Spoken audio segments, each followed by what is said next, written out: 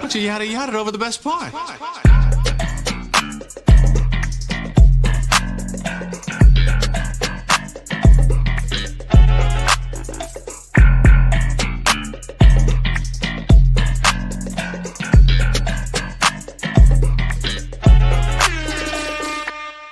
Yeah, ladies and gentlemen, welcome to another beautiful Sunday in Kansas City, which means it's time for another great episode of the world's most dangerous podcast, the Yadda Yadda Podcast, episode 120, Andre? 120, baby! Drop a bomb, Andre, one time for the one time. Oh, there we go, man. I was wondering, who got the effects? You, him, who got it? Who am I talking to here? Yes, ladies and gentlemen, we back. Episode 120. It's the kid Joe Cornejo. Black Hyphy's in the building. Nelson, Sebastian, the whole crew is here. Fellas, how we doing on this Sunday? Good, man, good. I'm magnificent. Feel great today. I'm glad we're here. I'm glad we all made it. A little delayed, but, you know, we figured some shit out. We was able to move. Life happens, but, hey, we here today. Another great episode, another great pod. We got the Delos. You know, Sebastian pulled up with the Delos. Shout out to the Delos. Hey, we all cheered at the same time. Oh, wow. It's Sponsor us. Come on now. Give us the money. It's not an ad, but it could be. It could be your ad. Reach out to Andre about it. Any question you have with the podcast, we direct it to our producer, Andre Nelson. And then I'll redirect it right back to Joe. Or to drop, Nelson. Hey, where is that? Where's it at? Oh, my God. I got kicked out of the fucking studio. Hold on. Goodness gracious. Good thing there's nobody in this bitch. What's up, Nelson? Woo! What's up, Nelson? Drop a bomb for that one. Where the bomb at? There we go. Look at that. Now you can be on his ass. Yeah. Where's the bomb, Alex? No, we only yell at you, Andre. I understand. You know, it's part of the job. Comes with the title. Responsibility. Territory. I deserve it. It's in the contract. Hey, great power comes even greater insults. So, Hey. Shout out to Joe Cornejo. thank you. Naturally, that was great. That was great timing. Man. Gentlemen, we're here for a Sunday. How do you feel today?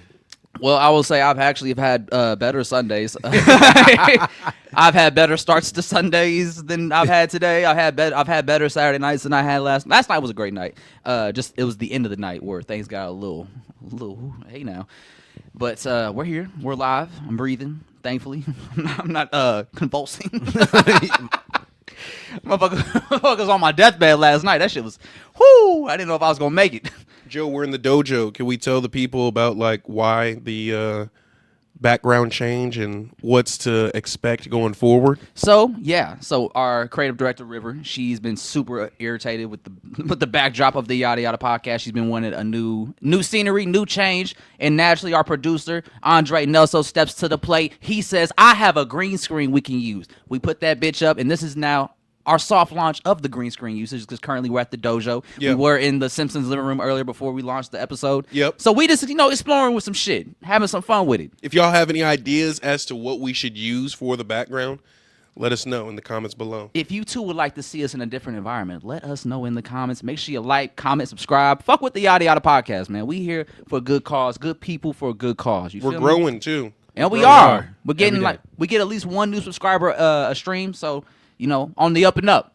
I will say, I'm be honest with you guys, I really forgot that I gave you my green screen. Like the green screens that we had. For real, because I thought that I had them in my my childhood home and somebody broke into them and stole it. I'm like, why would a crackhead need a 10 by 20 green screen? Whole time it was at Joe's house. Whole time it was never a crackhead. Whole time it was Joe. And, hey, it was in a safe space. No, for real. Just know that. For real. It was in a safe space. So, yeah, man, we just trying to step it up, trying to elevate and just add new elements to the podcast, to the live performance, to the live viewing. Yeah. Just trying to switch it up a little bit. That's all. That's all it is. And eventually we'll be able to like program even crazier shit. Yeah. It's all a process, all leveling up. Because as we start to do more, Andre starts to learn more. He's able to figure shit out more. It really rides on the back of Andre. Pause. Yeah. I'll take the responsibility to get us to the next level. 1% every day. Hey, man. What is that? Kaizen? That's Kaizen. Kaizen, yeah. Yep. 1% every day. That's why we're in the dojo. Come on. You man. feel me? Come on. Where the message at? There we go, Andre. Yeah, We're here. Andre, you got to do the sounds, bro. I got you. I got It's you. like too far for me. Hey, I looked at the screen and all of a sudden that shit was moving by itself. I'm like, hey, what the fuck? I have to give all my focus to the sounds just to get it right. I'm like, where is it? Andre just be knowing. Andre be over there like a master. Oh, let me show you how to do this, son. Not anybody can just do what I do. Hey, man. I'm trying to tell him. I be trying to tell him for you, Andre, but nobody be listening to me. Joe, low key, we need to just stop saying that and just listen to ourselves and just stop talking to niggas. Where's the message, Andre? We just need to stop talking to niggas because the text message that I received yesterday, bro. I showed you. I screen shared it with y'all. I was just like, bro, I just need to bet on myself at this point. I need to take the next step into, I don't know, The next step in the Andre Nelson story. in artistic independence. Okay. That's a bar. Somewhere where your value is. Yeah. Where you're valued. Your Yeah. work is valued. Time is valued. Well, Yeah. we value you here. We do. Yeah. We Thank you, appreciate man. Thank you, man. You know what I'm saying? We're at the dojo because you brought us here, Andre. Man, We we're couldn't have done here. this without you. We are here. All right. So we've actually had like a nice little entertainment week in the entertainment news, music news. So a lot's Lot happened. going on.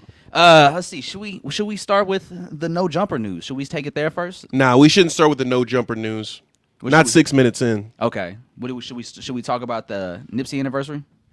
We can talk about the Nipsey anniversary. Yeah. Okay. So what was it? March 31st. Was that Monday? That was Monday. This past Monday. Yeah. Is the passing anniversary of when Nipsey Hussle was taken from us in 2019. Yep. So it's been about what was that 5-6 years Yeah. since his passing. So let me ask y'all with this: like, where were you guys at when you guys got the news of the Nipsey passing, and how do you feel like his absence since his passing has affected hip hop? I mean, we were interviewing G Watts when we found out Nipsey got shot. Yeah, that was a real moment because we were in the middle of that interview, and then Kendu was there, and Kendu said, "Hey, I don't mean to interrupt y'all, but Nipsey just got shot." And so, like, everybody just kind of stopped. Like, we stopped the interview. Everybody started checking their phones. We were all really just taken aback by what we just heard and all the reports that were coming out on it. And at the time when the news first broke, we weren't sure if Nipsey was alive, if he was going to survive, he was going to make it. So everybody just was so rocked by the news because we just weren't sure of what his status and outcome was going to be given the situation. And then shortly, like maybe 10 minutes later, we resumed the interview, and then maybe 10 minutes after we got word that Nipsey was shot, Kendu broke the news that Nipsey passed. Yep. And that was a really somber moment because you could just feel how heavy of a loss and just how heavy that news was to everybody in the room. It was very deflating. It was like, all right. Well, How did y'all even keep with the interview? Like, how did y'all process that? Thankfully, G was down to just finish it Yeah. because we were having a great conversation. Like the interview we did that day was a great interview with G Watts, and I think we were definitely towards the tail end of it too. So we were close to wrapping it up, and so obviously the mood changed a lot, and I could tell like obviously G wasn't that active in the conversation because we're all rocked by the news. Yeah. And we didn't mention it on the pod either that happened during that day. But we finished the interview, and then, after that you could kind of tell everybody was just kind of ready to wrap it up and just kind of give themselves a moment to actually grieve with the news that we got, because that was a huge loss, and it's a loss that I still feel like we haven't recovered from. Like, we lost a lot when we lost Nipsey in hip hop and the culture itself, because what he represented, what he stood for, and what he gave to his fans and those that love hip hop and loved what he was doing. It's just, that's something we still to this day haven't gotten back. We still haven't recovered from. And I think if you look at the direction the culture's gone in since Nipsey's passing, it's only gotten worse in terms of like the bullshit they feed us, the shit they push onto us, all the negative shit, and the people that we uplift in the culture. Like, because no one has a voice of like morals and codes that like Nipsey had. Like, that was one of the things that Nipsey was really big on, just like values, morals, codes, stuff that Kendrick talked about on GNX. Like, Nipsey was talking about those things back in 2018, 2019, and even before then when he was doing shit on the mixtapes. I mean, I do feel like there are people that are, carrying that kind of that wheel and just everything that they learn from Nip. Like I know the West is changing. Like YG and the West is unified. I feel like they've been holding it down for Nip, and it's like it's only so much you can do to really honor a person, and that's like, you know, have integrity and handle your business. He was saying it was a marathon, so it's like you gotta take care of your shit and really think about longevity and prioritize what is like gonna actually move you forward in life. He taught us how to be better hustlers, better men to our family. Like how he took care of his Raising people was kids. amazing. Yeah, how looking he- out for people. How he took care of his kids was amazing. His wife and everything. Being active in his community and trying to create opportunities for those in his community to like find a better way of living. Yeah, and it was a proof that you can come from a hard situation or like, you know, Arose out of the concrete. yeah, Type shit. and- Even and in make his a death, way for yourself. Even in his death, I feel like that statement still reigns true because of the legacy that still continues within him, like his world. Yeah, Like, and- his, and Lauren London still continuing like the brand. Yeah, with, and Black Sam, Puma, like, and salute to Black Sam 'cause with the Marathon Burger. Yep. Yeah, like that's the Marathon Burger has been doing really great from what I've been seeing since Dude, it's opened up. I need Like, to it's go out packed there, man. every day. I need to check that shit out. like bro. YG I think on opening day, YG was back there He cooking. was serving it burgers up, bro. with That's Black crazy. Sam. He was serving it up, bro. That's dope as fuck. But I think the West Coast in general has really done a great job of just maintaining that legacy for Nipsey Hussle, carrying it on, and like just making sure that they also push a message of positivity and just making sure that they push a message to their fans that can help them improve their lives as well, like the way Nipsey was when his music. And although like the one thing that does kind of bother me just how, but this is like more so for LA culture, but it's just like how there's been some people. Hold how on, they- Joe. What? Don't It's just how some people be speaking get us- on Nipsey's name. don't get us locked up now. Nah, I ain't doing all of that. Hemmed up. This ain't no jumper over here yet. This ain't no jumper, dog. Like no one getting locked up having an interview with us. Nah, for real. Rappers should talk to us because So- we dope as fuck. We do great interviews and we don't ask incriminating questions. What more do you want from a media personality? Like what more could you ask? So you weren't on that video when you were shooting at the cops? That wasn't you? Fair play. Like yeah, yo, Have you seen that clip oh where Adam asked that shit? yeah. Speaking of reckless shit, but go back to L.A. and LA, and- yeah, just this was something Black Sam confronted somebody about. I think it was the opening day of Marathon Burger. There was somebody that showed up to support, but this person is somebody that's been around like a Whack 100 who's been openly kind of talking down on Nipsey's name whenever he gets a chance. and just skewing the picture of what Nipsey was built. and what he represented. Exactly. And so he's been around in the Whack 100 when he does that. So when he showed up to the Marathon Burger, Black Sam saw him. He was like, "Don't come around here if Yeah, he said, "Fuck all that shit." yeah, like I'm not faking with you. Like you let people disrespect my brother's name. Don't think you gonna come around here and shit gonna be sweet. Yeah. I mean, how could it? Yeah. Especially on some shit like that. And I salute Black Sam too because the way he's able to just maintain so much composure the last year, because he's not on social media, so it's like he doesn't have an urge to respond to shit that's been said over the years about Nipsey and like the situation around him and how that all played out, or even his legacy and who he is as a person. But you know, he just handles that in silence, and then when it's time to deal with it, he'll deal with it. I think that comes from being a big brother. Yeah, Like, like, and he just- does move like a big brother. And just being protective of, the things that are around you and your responsibilities, bro. Like he's done a great job really in inheriting the business, the brand, the legacy, and making sure everything around it is done correctly. I mean, he was one of the ones that helped build the shit. So he just, if anyone can maintain the integrity of what that movement is about, is him. Mm-hmm. So he holding it down. Shout out Black Sam. Yeah. Shout out all them folks over there. And the Nipsey passing was so crazy to me because when Nipsey passed, I just started getting into his music pretty heavily. Like that's around the time Victory Lap just came out. He was doing Racks in the Middle. He was like on a super dope creative run at that point. And that's when I was really starting to really tap in what he's doing and start going back listening to Mailbox Money and stuff like that. And so when his passing hit, like I was able to see just how impactful he was as an artist, especially at that point in time, because he was at the peak of his popularity with Victory Lap.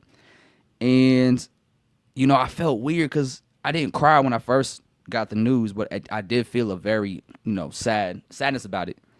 And it wasn't until I saw Dom Kennedy post about it and give his thoughts on the situation. And the first sentence he had in that post was, he said, "Yesterday, we lost everything." And that shit crushed me. And that's when I started, like, bawling my eyes out. Because then I realized it's like, damn, he really did mean a lot to everybody out there. And so that was a huge loss. Like, that was a really big loss, especially given it was at his own store that he built in his community. That's what made it sick for me. Yeah. Like, you killed him outside his own store. At his own place, bro. At his own place. For me, I heard about it during, it was a Sunday afternoon, wasn't it? Wasn't it like... It was a Sunday, yeah. I remember it wasn't... I didn't have school, but I was at school. I was, like, at my studio. Mm-hmm. And I remember I was walking down the stairs, and I was on Twitter, and I saw it, and I was like... I sent up a little prayer. I was like, Lord, just please don't let him die. Like, because I remember I saw the tweet that said he was in critical condition. Mm-hmm. So I was like, Lord, just please don't let him die. And then, like, maybe by the time I got to my dorm, he had passed away. Mm-hmm. And that shit just, like, was crazy, bro. Because at the time... I was just starting Saber. Like, it was, I think, 2019 when he passed, right? Mm-hmm. So it was like the first years of Saber, and somebody had sent me the marathon documentary about how he started the store and the brand and all that stuff, like weeks prior to this happening. So it was just like, damn, I'm just now invested in this whole movement. Story, journey. Literally, and then he's just now taken from me, like, not taken from me, but taken from us, the world, consumers, family members, everybody. Mm-hmm. It was just fucked up, bro, how it lined up. It was. It was just fucked up. Because it was really at a time where he was at his best, and he was only going to get better, and he was clearly about to hit that next level, because Racks in the Middle was a huge hit. Dude, the Puma Connect. And the Puma Connect. Like, he took his grandma on a private jet because Puma gave it to him. Literally. Like, he was really getting to that level, and he was only going to strive for bigger and better things because he was so motivated in such like a poignant mindset, and had the girl that he wanted. Like, everything just worked out for him in the right time when it was supposed to happen. And it's like right before we really got to see him enjoy the fruits of that labor, he was taken from us. Yeah, that is like the shitty part about it is like I just wonder what he would achieve, not even just like in music, but just in life. Yeah. Because how he moved and how he was able to just, I don't know, evolve constantly and consistently. Because I remember just hearing him like on mixtapes or on Killer by the Drake song. Yeah. But then when Crenshaw came out, that was when I was like, oh, shit. That's the back tattoo one? Nah, that's no. Crenshaw's the red one. Oh, okay. But that's when I started to realize like Nipsey's like something different. Yeah. And then you see how he just grew his money and his brand, and how smart he was with it, how meticulous, and everything was intentional around it. Yeah, it was just one of them crazy runs that you see sometimes, and it sucks that momentum got just stopped. But yeah. I still am. I haven't processed it for real, because it's one of them things that's like you ain't never gonna make sense of it. You just gotta learn to live with it. And yeah. It sucks, man. It's still a hole in the gap that I don't think will ever be filled in hip hop. But the best thing we can do is just try to honor his legacy. Yeah. His music, what he's done for the community, what he represents, and what he's still doing with his legacy post passing with Black Sam and the Marathon store and the Marathon Burger and the Marathon brand in general. So I think everybody around the Nipsey estate has done a great job keeping his name alive and keeping his legacy strong. So respected. So I only expect that to continue. Yep. So, R.I.P. Nipsey Hussle. It sucks that he was taken away from us, but he gave us so much while he was here that it's almost like okay with him stopping it right there. Message. Yeah, I mean, he taught us how to fish. Mm-hmm. Gave us all the tools to make it happen. Yeah, to do better for yourself and yours and your family. And artists like that, I hold a lot of value to me because they make music that just inspire you to want to be better and want to improve your life and your situation. So artists like Nipsey Hussle or Currency, Larry June, like those artists hold a lot of value. So when something like the Nipsey situation happens, it's really devastating. We still see like the impact too in music on how people just manage the business of it, and a lot of people like you just named are more successful being independent because of how Nip move with his shit, and just like learning about little things like owning your masters, like truly having ownership of your art and being able to profit off of it. Yeah. So it's man, that was a big loss, one that we still feel today. But with a legacy like that, I'm grateful that we were able to experience his time here while he was here. Yeah. But you got something to say? No, I was just gonna say R.I.P. R.I.P. All right, Andre, we gotta talk about your man's. It's not my man. Because we in L.A. We gotta talk about your man's in L.A. right now. Oh shit. Your man was fighting a possible RICO indictment. Now he's saying no jumpers going broke. Talk about your man Adam 22. What's going down, Andre? First off, when a white person publicly says they're going broke, they're almost never really broke. Where's the message at? Message.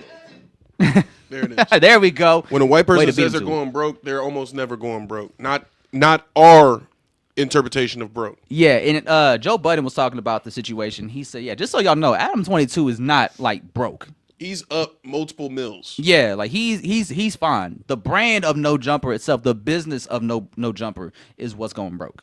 And, hold on. You gonna hit the dong? Serves them motherfucking right. I will say this. No Jumper was like a nice little staple in hip hop, despite how I feel about Adam 22 and what it represented. But from like 2014 up until like 2018, it was like the spot. It right? was. Yeah.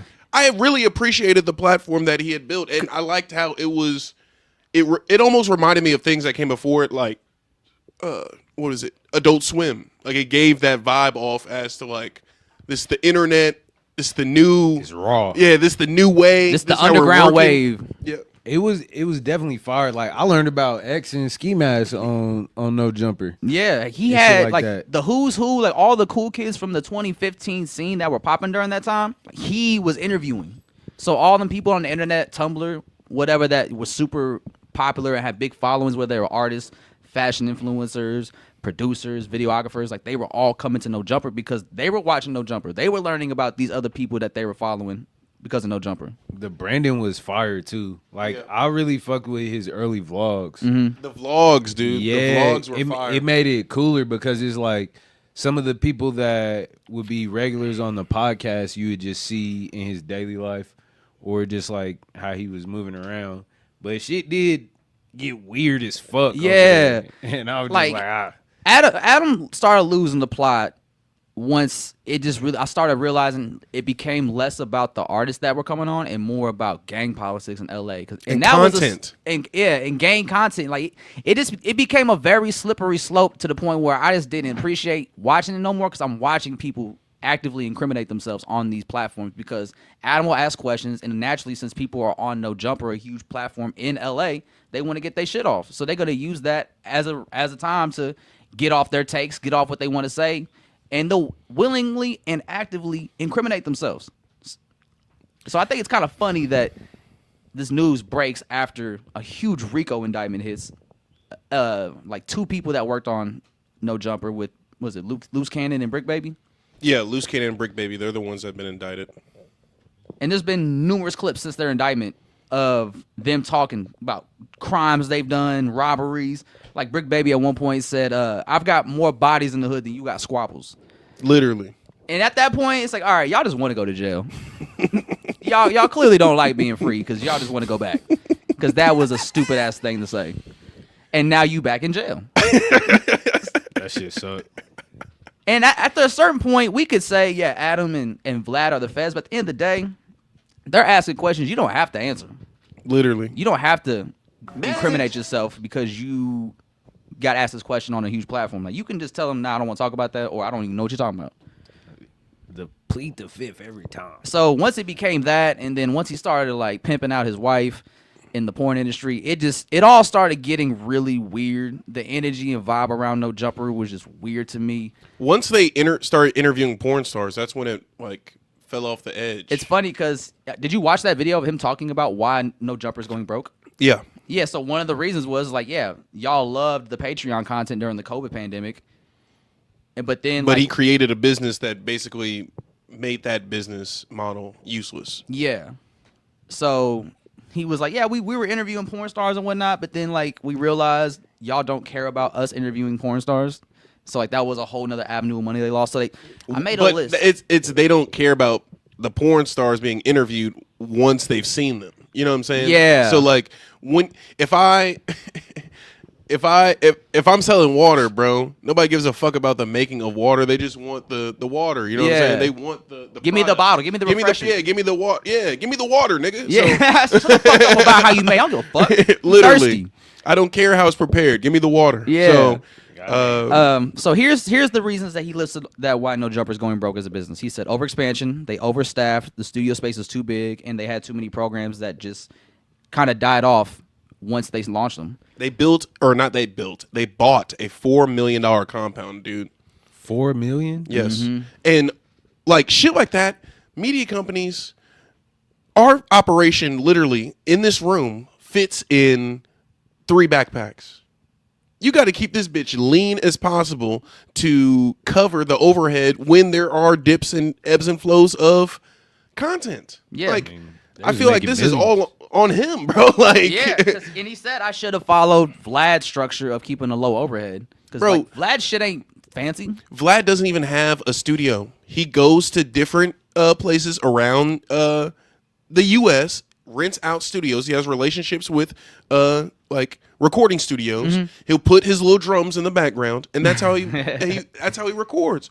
He put all his money in the camera and the audio equipment, and the audio equipment's already going to be good because it's a fucking recording studio. Yeah. So It's a good Great place. sound. literally, Yeah. it's a great play, and it's for the longest part, it was only him. Yeah. Just setting up and recording everything, editing, all that. Which is ironic because No Jumper was the most powerful when it was just Adam, when it was just him asking the interesting questions that he would come up with for the artists. typically not challenged artists, like in an interview setting. So yeah. once he derailed from that, once he took that exit, it's like you can't get back onto it now, bro. Yeah, like you already can't lost the retrain momentum. your audience, bro. Yeah, because like now they're too used to what you've been giving them for the last few years. They've seen you as you presented yourself. Yeah. So you can't go back. Yeah. You can't go back. You'll never get that status back. Literally. So let's see. He had overexpansion because they had a huge financial boom during COVID, I guess. Which I don't know why. Everybody did. The Everybody's content boom. Yeah, because everyone was at home. We were all bored. Dude, look at the movie industry.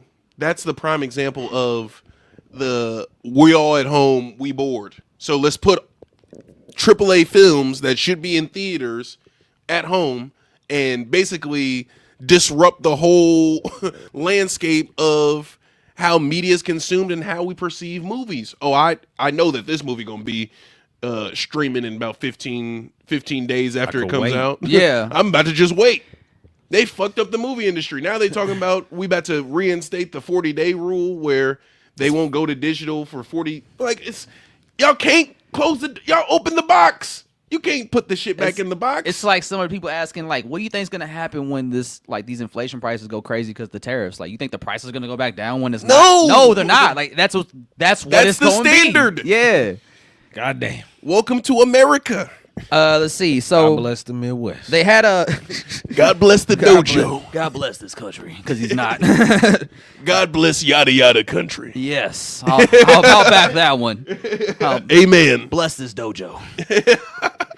So yeah, they had a huge financial boom during COVID, so that's when they started overexpanding the staff and the space and whatnot. Another problem that they said was the hosts, like the 8 to 9 hosts that he fired or left No Jumper last year with AD, T-Rail, Gina Views, all of them. Yeah. He said that was obviously a big blow. Yes. I guess they're being sued by a former employee. Yuri's Yuri's the one that's suing. Yuri is suing him. You know who does have a case for wrongful termination and it's on like tape?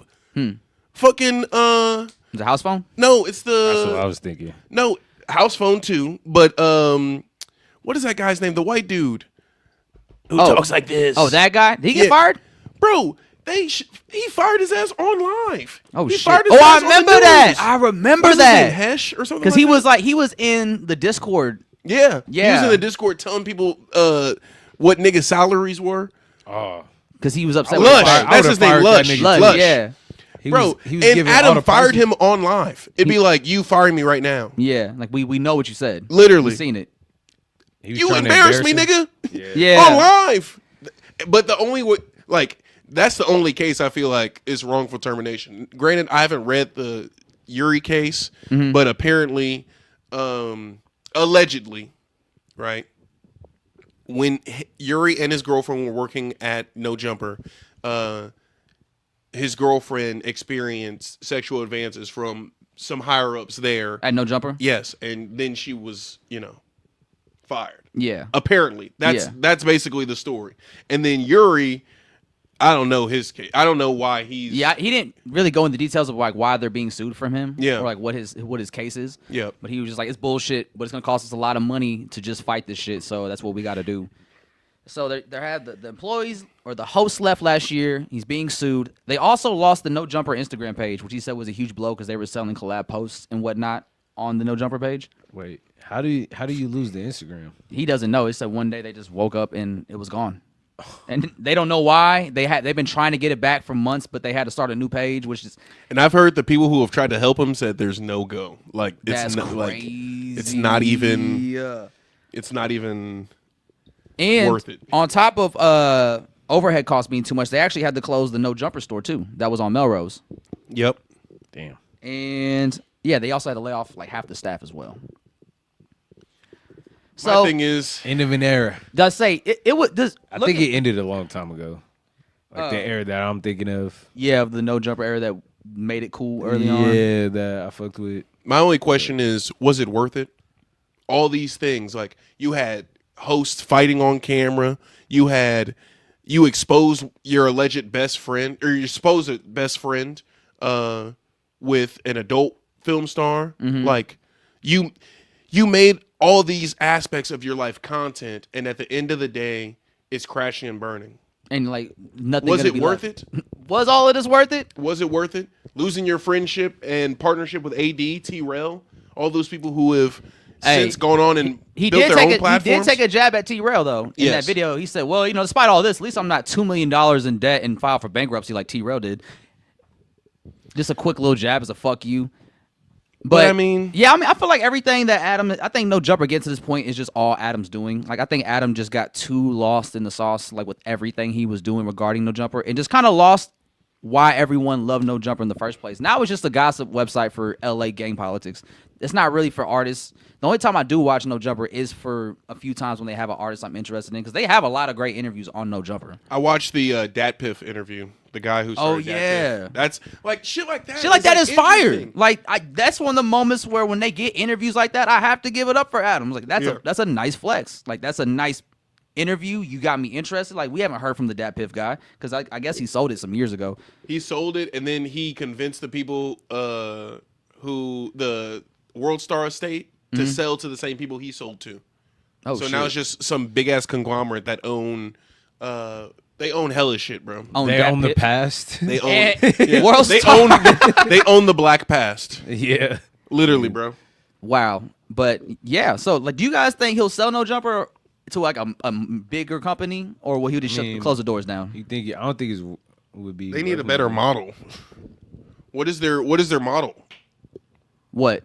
What are their verticals? How do they sell? Like, what do they do? No Jumper? Yeah. How do they make money off of eyes and views? Yeah, views, advertisements, collab posts. Like, I guess Adams at this point is even like using his own Instagram page to sell ads and collab posts. Which he should. I mean, he has 1 million followers. Might as well milk it to what you can. I But think they just gonna let it die. Like I feel like I can see him selling. But how is it valued? Like, What is what's the value of it Where's now? the value in No Jumper? Because The if name? Adam leaves, is there still value in No Jumper? That's what I'm saying. Yeah. Like, they're not a marketable brand like a Complex, where they're not making content that could be placed places like, oh, we're going to have Scarlett Johansson go To No on Jumper. No Jumper and eat hot wings. Like, they don't have a thing like that. They don't have a vertical. So I'm just curious. It's like, where's the value? Yeah. It's almost like Tesla, where Adam 22 is the value to No Jumper, Exactly. as to Elon for Tesla. Because if he were to leave No Jumper, you can't just let the hosts that are there now just be like the new faces. Because I don't know who they are. Who the fuck are the new guys? Literally. I don't know any of them. They're not. Literally. I don't watch No Jumper for them. I watch No Jumper for whoever the artist is. And they had a nice little cast, and they had it to where they had AD could be the current, and then they had, people like Duno. Remember Duno was on there, the Hispanic dude. Yeah. And then what was that other guy's name? Ralphie or something like that. He was a Ralphie designer. the Plug? Oh no, that's Draco's brother. My bad. I can't remember, but they had like young niggas and like they had a rotating cast that was actually manageable and like entertaining. And they fucked it all up. Adam fucked it all up. Yeah. Once I realized like who all those hosts were that left No Jumper last year, when you were telling me about it when it happened, he's like, yeah, House Phone's gone, AD. I'm like, I don't know who any of these fucking people are, Andre. But then I started learning who they were because I was watching Back on Fig, Community, and that umbrella of people. And I was like, oh, they all came from No Jumper. They were on No Jumper. And that's crazy because you lost T-Rail, AD, Gina Views, and some other people. House Phone, that's 4. Was it 8 of them? That left. Sharp is gone now. Sharp. Yeah. Yeah. So yeah, like that's a nice lineup you just lost. Literally, bro. All because you didn't want to pay nobody. And what was the other guy's name? I forgot. He's a designer though. He was on Disconnected. Oh, y'all not really into No Jumper shit, but I'm hella invested in like the downfalls of media companies and shit, like Vice and all that type of shit. So I sent you a clip. Can you pull it up? I texted it to you. So it's it's the Joe Budden clip because he's talking about it. And Is it a video? Yeah. I can program it into the show. You can? Let me see. Did you text it to me directly? Yeah. It's not in the group chat, but your actual phone number. Need another beer? I'll take a beer. Sebastian like, hey, who need one? Sebastian on it right now. Who need a beer? He's like, it's gone. Allow me. Thank you, sir. Yes, sir. But yeah, how do you feel about a possible future with No Jumper? I mean, it seems like it's approaching the end. Like Is y'all it? saying, Adam 22 is really like the main thing keeping it together. He wasn't the only thing for a while, but all of the people that got tied to the brand are unhappy with him. So. Yeah. It is what it is. It's is shitty to see that, but like it sucks that this is an end of an era. But it got to the point where I think we are at a point now where the culture will be a better place without No Jumper being around. Because at this point, No Jumper isn't pushing anything positive. It just got a bunch of people locked up. People are snitching on themselves. They telling on themselves. We don't need stuff like that because that only encourages other people to get in the space and push content like that because it's like, oh, it's working for No Jumper. People like hearing about it, so like let me get involved on that kind of content. And now we're just in a constant plague of bullshit content that's not promoting the culture in a great way. Yeah. So like once you stop highlighting the highs of the culture and only promote the lows and the negative shit, it makes me feel like as a consumer you clearly don't respect the space that you're in. Yeah, it's very vulture-like. Yeah, like you're only pushing the bullshit that makes people in it look bad. It's definitely some dark work, some nasty, leechy shit. Joe, I got the clip. You got the clip? All right, pull it's it processing real quick. All right, cool. It's Keep loading. going. Hey, we're going to get there, y'all. We're going to make it. Shout out to the 2 people that are still rocking with us. Make sure you like, subscribe, and follow us. Share the stream, man. Share the stream, man. Share the love. Where the love at? Man, where the love at? Here it is. All right. We got it. A goddamn list went out, and everybody had Adam at just like some wild number. I was like, all right. All of a sudden, all of my black friend content creators was fucking experts on what white porn dick made. All of a sudden, these niggas was, oh, you selling dick, though? I don't know, Joe. He sells his wife. He does a porn show site. He's fucking on camera. Shut the fuck up. The fuck were y'all talking to with all of that hootenanny? But anyway, Adam has put out a clip. Yo, I just love that. He's like, selling dick now. That's the real Joe. Yo, we got to get Joe Budden in the dojo, man. That shit hilarious, man. I love that. Yeah, so at this point, I'm actually kind of happy No Jumper is going under. It served its purpose. It served its purpose years ago. Like once Shout out to 2018 Joe ended, its Corner purpose was no longer needed. It's only gotten worse since post-pandemic and the bullshit they were doing in COVID. It doesn't highlight anything positive in the culture. It just leads to funny Whack 100 memes sometimes. So I'll give it that. But other than that, which is not even good. I don't like seeing Whack 100 anywhere. So there's that. So at this They point, call him a 3 fingers whack. three finger whack. 3 fingers whack. Apparently, he had the. Never mind.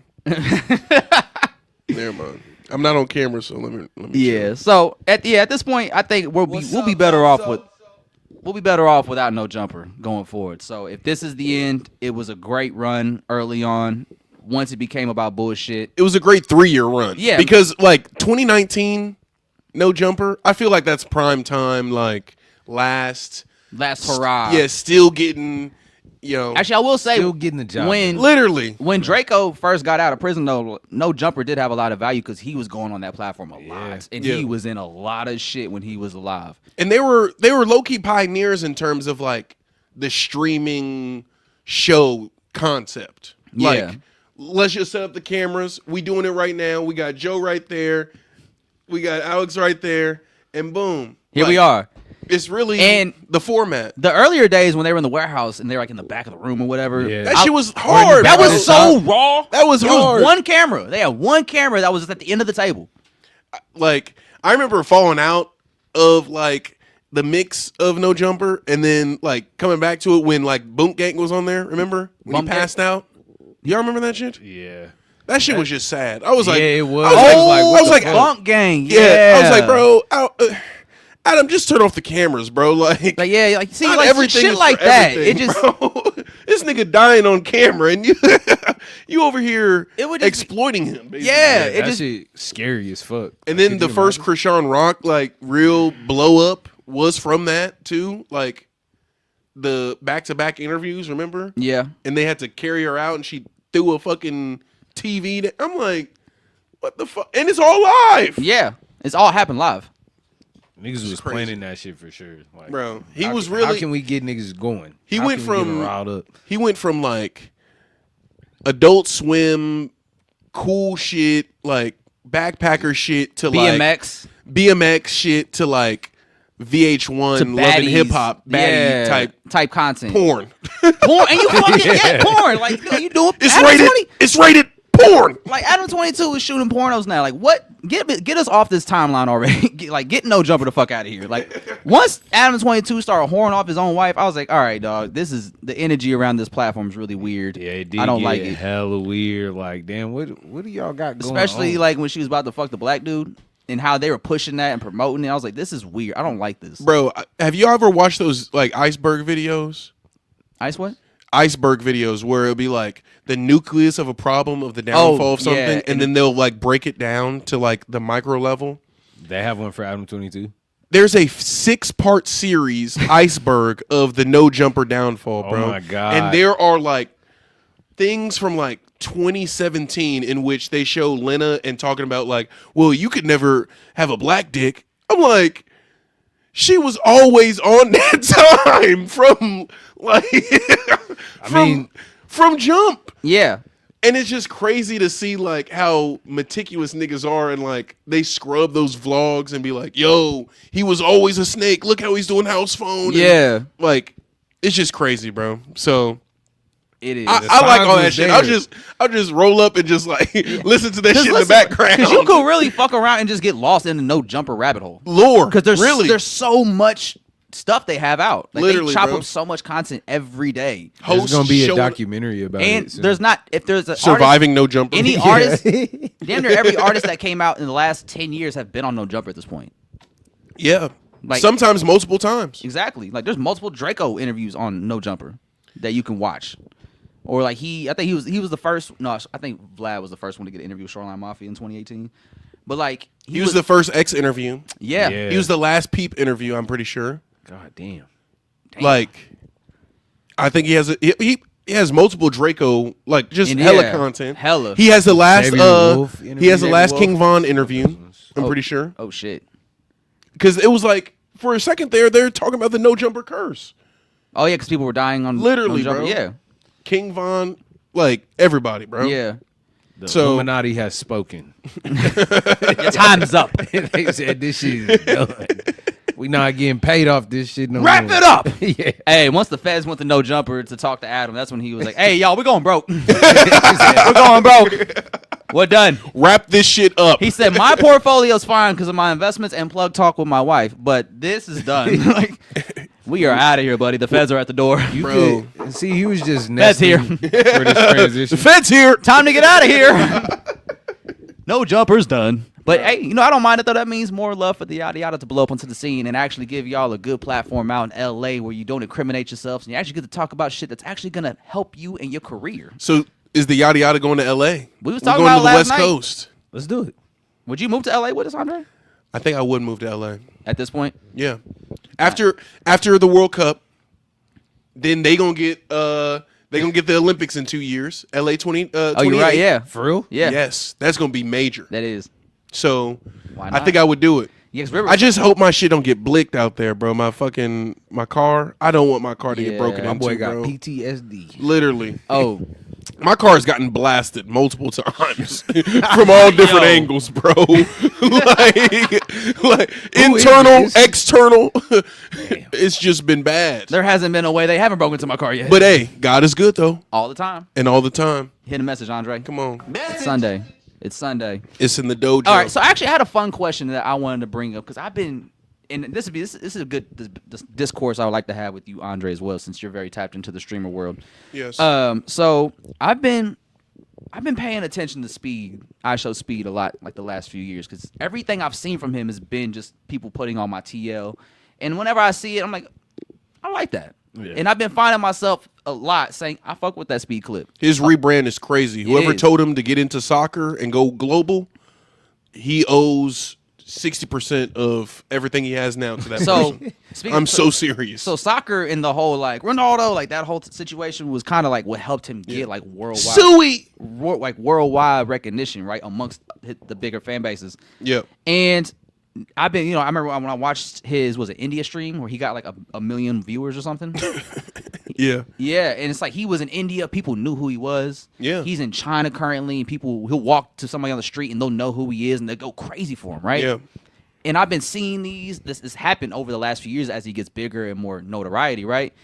And so I was thinking, I was like, at first I thought it was crazy, but the more I thought about it and seeing his trip in China so far and how people react to him, I think Speed really might low-key be at a level of fame of Beyonce.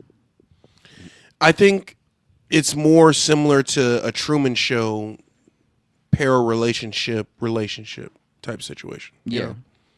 I know I said a lot of nothing there, but I feel like it's more so the Truman Show effect where people are watching him because he's the spectacle. He's always live. Mm-hmm. I maybe have a chance. Like, think about somebody like Ray from Kai Cenat stream, right? Yeah. That's somebody who was in, I think it was Vietnam, or where were they at? I think he's from Vietnam.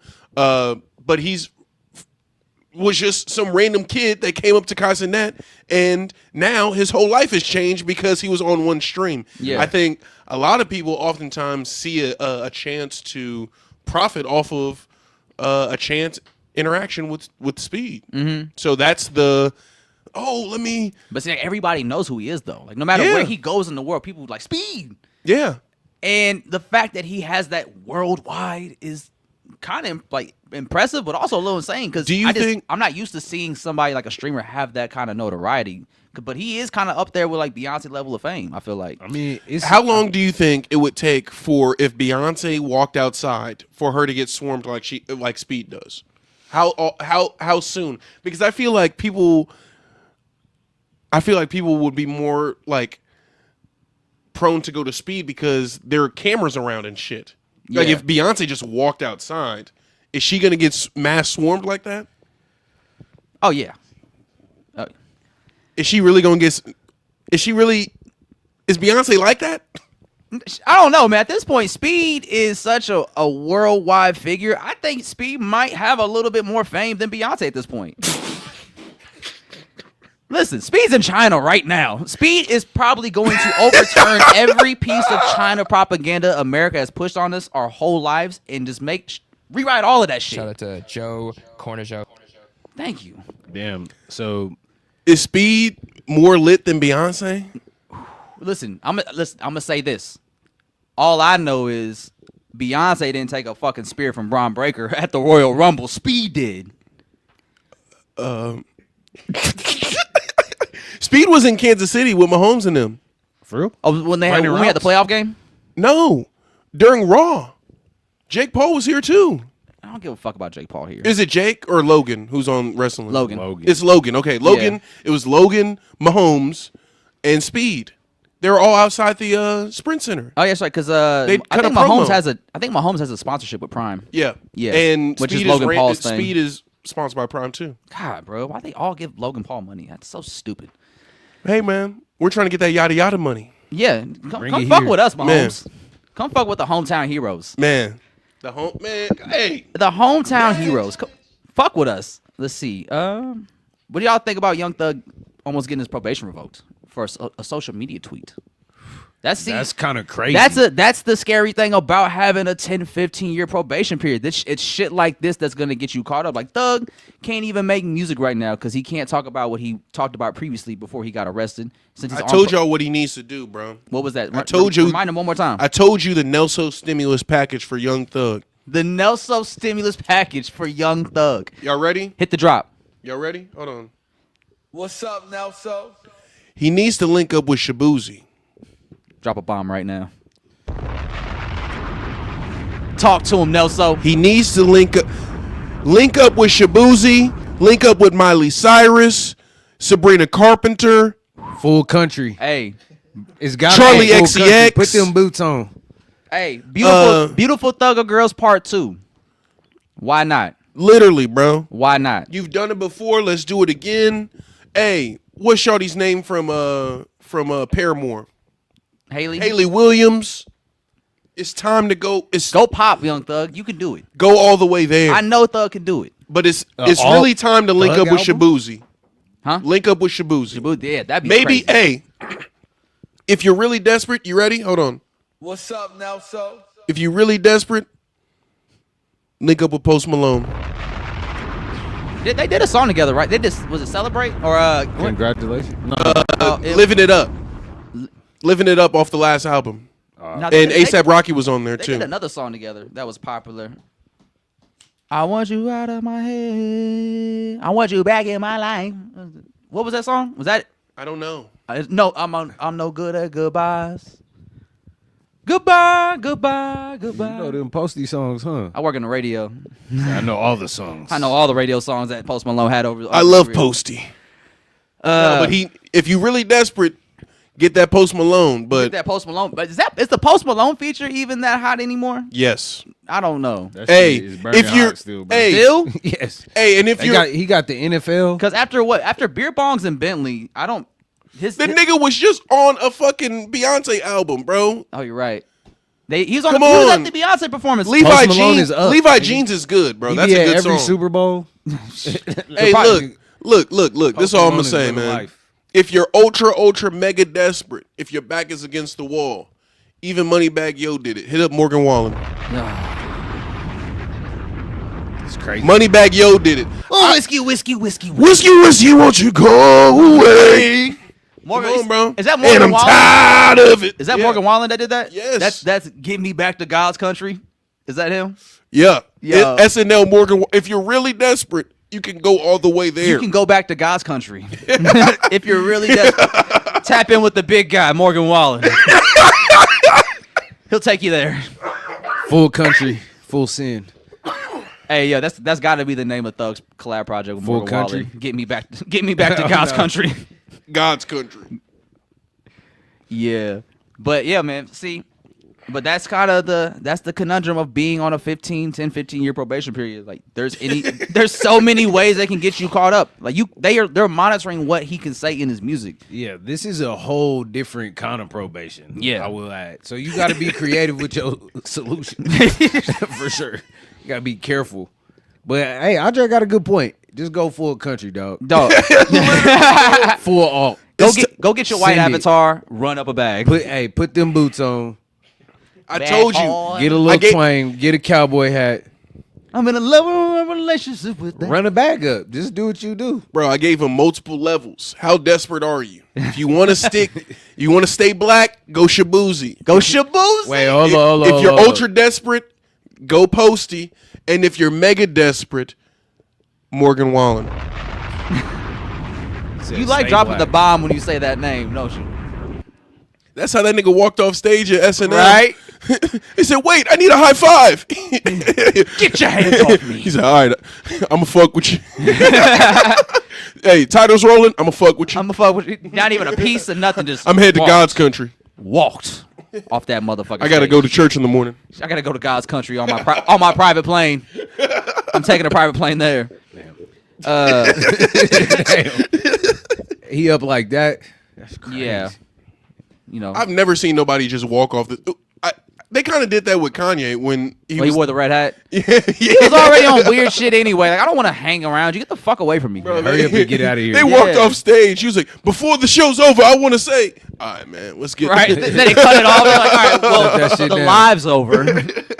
You can keep talking, Kanye. I guess the audience will stay around until they no longer want to hear you. Literally. He said, they tried to bully me, but I didn't let them bully me. I put on my superhero hat. Oh my God. Now they can't say nothing to bring me down. Oh, it made 'Cause I got my It superpowers. made me cry. Oh man, it's crazy. Who would have thunk it would only got worse from there? Me. Took y'all a while to get on board, but I'm glad y'all finally joined me in this train stop. And I'm tired of it. Tired of it. Ooh-wee. Are you tired yet? Did he make a graduation enough yet? No. No. It's time to... It's time to hang it up. Yeah. Yeah, what y'all think about the Kanye Academics interview? I didn't even watch that shit. Just like a good bullshitter, there are nuggets of whatever you want to relate to within that. But it's... If you actually look at the transcript, piece by piece, the playback, this nigga is delusional, bro. No one thought goes anywhere. This nigga is like, we need to just stop talking about him. I'm done with him. Yeah. Sometimes his music comes up on shuffle and I just delete it. Because it be pissing me off. Be straight thumbs down. Oh man, what are you ready to delete flashing lights off your phone, Andre? If I'm pissed off enough, Yeah. I think I He would. just do it out of spite. I ain't gonna lie. I ain't let go of the Odies. I need some hope. And it's like Nigga said hope. it's completely. Hope is gone on that train. I ain't go. Well, We there's no hope think for we it think yet. about Kanye more than he thinks about us, bro. All he thinks about is himself. Exactly. You're right. Hey, that man. See, at this point, Kanye is really at a point in his life where everything that he claims he's a victim of is really just all of Kanye's doing, and now he wants to be mad at us that he has to live with all these actions. Yeah, it 'Cause makes me angry. He straight up said, "I should have never had kids with Kim," but you know That wasn't in God's plan. Yeah, and it's like, no, you made that decision. Everybody around you would say, I don't know, Kanye. I don't think you should hook up with Kim Kardashian or marry her at least. But he was like, Didn't he? no, I love her. He proposed to her in Yankee Stadium, didn't he? L.A. I think the Dodger Stadium. Dodgers. Yeah. Oof. So everybody knew what it was when he got married to Kim Kardashian. We knew what the family was. Like, it wasn't a secret of who they were, what they stood for, and what they represent as people and as celebrities. They're very shallow. So everyone saw the outcome playing out how it did, except for Kanye. Now he's mad at us for not telling him about it. I remember this girl told me her hero was Kris Jenner, and I never spoke to her again. What Hey, type drop of a what's up, antics was you Nelso. on? What's up, Nelso? I never spoke to her again. Hey, Derek. I said we'll never do this again. The homie Derek Roberts had a good qualification thing. Not qualification, but a good question he likes to ask shorties if he wants to determine like if this is going to go further or not. He said a good indicator of what kind of person you're going to be dealing with is, look at the people that they look up to. Definitely. And so if a shorty's like, oh, I just love the Jenners and the Kardashians, I'm like, oof. See your peoples. Shout out to Joe, Corner Joe. Ugh, I just don't know about that one. The Kardashians are definitely a red flag. If a shorty's like super into the Kardashian family, that's a red Or flag. looks up to them. Or tries to look like them. Oof. There's a lot of y'all. Hey, look at me. That was Andre's voice saying that. Oh no, that was Joe Budden. I forgot. I was like, yo, that sounded like Andre's voice. Just turning into Hey, Joe there's Budden. a lot of y'all. I don't want to say too much, but I do know a shorty that has been slowly transforming into Kim Kardashian since she moved to LA a couple years ago. Don't think I'm not noticing. Don't think I'm not noticing what the play is. I know you're trying to transform into her.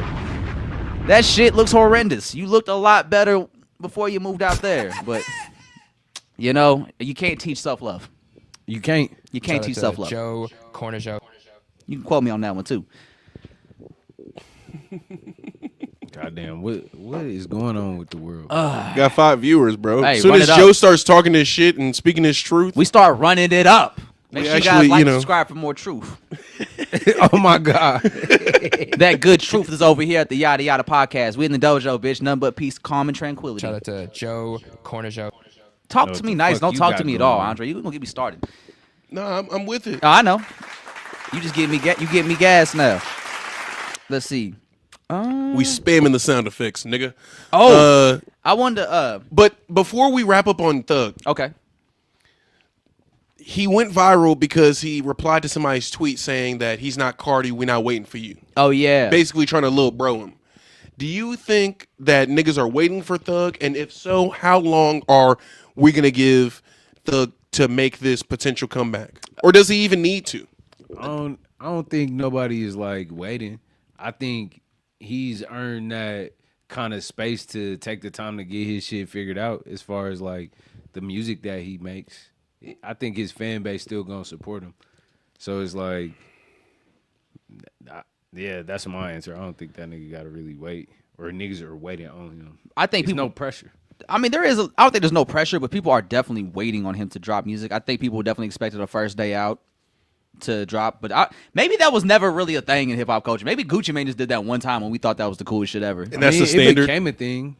Actually, because for Gucci, I think it became a thing for Gucci. Who else? Like Bobby Shmurda didn't have a first day out. T Grizzy had one. They didn't let him. But that was T Grizzly's first hit. First day out. Like, when did you go in? No, we didn't know you when you went in. We couldn't celebrate you coming out. Rio the Young OG just got out. Yeah, Rio the Young. Did he drop a first day out? I don't know if it was like a first day out, but he dropped some shit for sure, like immediately. Okay, yeah. So that counts. That counts. But it's just not like a reoccurring thing like we would think it would be. But Thug didn't do that, and I think people are excited to hear what Thug does because he's been locked up for so long. Of course. But since his subject matter is so limited due to his probation, I think that's going to be a thing that halts the whole process. So I don't think he's got to hurry, but also you got to understand fans in today's society are a lot more fickle than they were when you went in 2 years ago. Like, It's true. Music is changing so rapidly, so people love you. Like when he was locked up, everybody was screaming free Thug. But now that Thug is out, motherfuckers are saying, you ain't Cardi, big little bro. We're not waiting on you like that. So maybe for his career, should he have stayed it? No. Hey, For the sake of the music. Hey, I remember he posted a tweet saying y'all gonna like beg for me to like drop this album, That's what was replied to. and then somebody says, "Damn, bro, we already begged for you to get released. Like we gotta beg for the album too." Like, God damn, you asking a lot. We already prayed to God to get you free. Yeah, like now we gotta beg for the album. Like, God damn, how about you take care of us? But I do think the fact that Gunna has found a lot of good success as a solo artist since he beat the case or was like freed from the case, I think that does add a little bit more pressure to Thug's next move. Because we see how Gunna's moving. We see Gunna's been running it up since he got released from jail with the case. So I think Gunna's success does add a little bit more pressure to what Thug's gonna do, because there's obviously a line drawn in the sand between where Thug stands and who's with Gunna, and everybody that fucks with Thug is really on Thug's side. So I think that is also gonna add more pressure to Thug because he has all these resources. Everybody wants to be on Thug's album. Yeah, I mean, he got to move at his capacity. That's like the only way he gonna be able to move. Because if he can't talk no street shit, or really like you said, he's really limited as far as what he can say. And on top of that, since his subject matter is so limited and fans these days are so fickle, there's already a group of people already waiting to dunk on this Thug album. people that like Gunna or like, oh, Gunna's better type Yeah. shit. And so like there's people are waiting in the rafters to pounce on Thug, and so I think there is starting to have a growing pressure, especially as we start to hear more silence from Thug. Like we've only heard the Little Baby feature that he did on the Little Baby project that just came out this year, but outside of that, we haven't heard nothing from Thug. So I think the silence is a little deafening, and I think the longer he is silent, the louder the expectations and the anticipation is going to get for his next move. So I think it'd be smart for him to just get his footing out now so we can hear where he's at, and then he can progress to another level that he's trying to get to with his new stipulations. Do you feel like that's something he should do publicly, or something he should just like take his time and work on? I would like for him to take his time, just so he doesn't feel like he has to rush anything. So when he does give us a album or a body of work, he is giving us the best offering he can put together in this moment. Yeah, I fuck with that. Yeah, so fingers crossed for Thug that it all works out, man. I saw he was at one of the NBA games, maybe the Lakers or something. I think he was at the Lakers game a couple days ago. So he's out. He's enjoying life. So, hey, I can't be mad at that. But I would like more music. But like I said, stipulations a little funny right now with your 10-year probation. Man, So could you imagine getting off of Rico? That And niggas still complaining. yeah, I'll be like, fuck y'all. Oh, I just- Look, y'all be lucky if y'all get one song out of me. right, bro. I just was fighting for my freedom. Let me go live so I got something to talk about. Right. I can't even talk about being in jail. like I can't even talk about my life, how it's been the past year. you Yeah, know? because I can't talk about it. Yeah, so fucking I'm chilling. Yeah. So I wanted to talk about some music that's been out or stuff that we've been fucking with. So somebody I have been meaning to talk about. They put out a project maybe like a month ago, I believe. But KB, Killer Buffalo, everybody trying to rap.